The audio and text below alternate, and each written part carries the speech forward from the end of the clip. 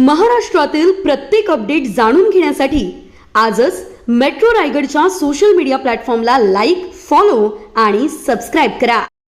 मुंबई पुणे एक्सप्रेसवेवर आज सकाळी एका कंटेनरनं समोरील 5 वाहनांना जोरदार धडक देऊन भीषण अपघात झाला असून या अपघातात इनोव्हा कारमधील 3 जणांचा जागीच मृत्यू झाला तर टाटा टिगारो कारमधील 4 जण जखमी झालेत.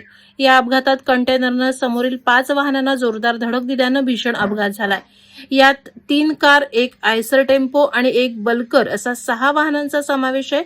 मुंबई पुणे एक्सप्रेसवेवरून कंटेनर क्रमांक MH43CE 3289 हा चालक अवधेश यादव वय 37 राहणार सारजा, आजमगड, उत्तर प्रदेश हा आपल्या ताब्यातील कंटेनर घेऊन पुण्याहून मुंबईकडे जात असताना तो बोरघाटातील खोपोली एक्झिट जवळील आला असता चालकाचं कंटेनरवरील नियंत्रण सुटल्याने त्याने समोरील टाटा पंच कार क्रमांक MH14MF 4185 ला जोरदार ठोकर मारून तिच्या पुढे असलेल्या टाटा टिगारो कार क्रमांक MH12WE हिला जोरदार धडक दिली.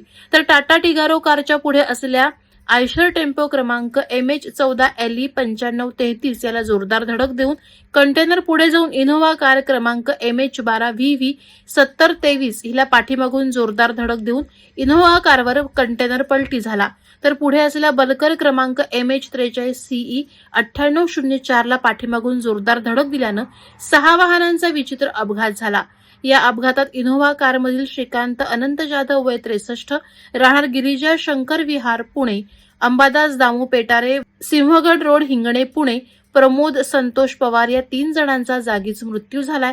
तर टाटा टिगारो कारमधील स्वप्नील नामदेव भुजबळ, नवनाथ भुजबळ, अक्षय गायकवाड, भानुदास गायकवाड आणि कंटेनर चालक अवधेश यादव हे जखमी झालेत. तर या अपघातातील 6 वाहनांचा चक्काचूर झालाय.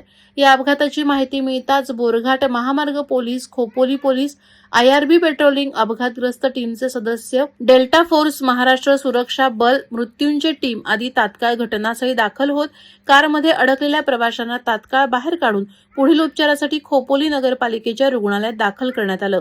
तर 3 जणांचे मृतदेह खालापूर येथे शवविच्छेदनासाठी पाठवलेत. तर सगळी वाहनं क्रेनच्या सहाय्यानं बाजूला घेऊन एक्सप्रेस वे वाहतुकीसाठी चालू करण्यात आलाय. Subscribe now and press the bell icon. Never miss an update.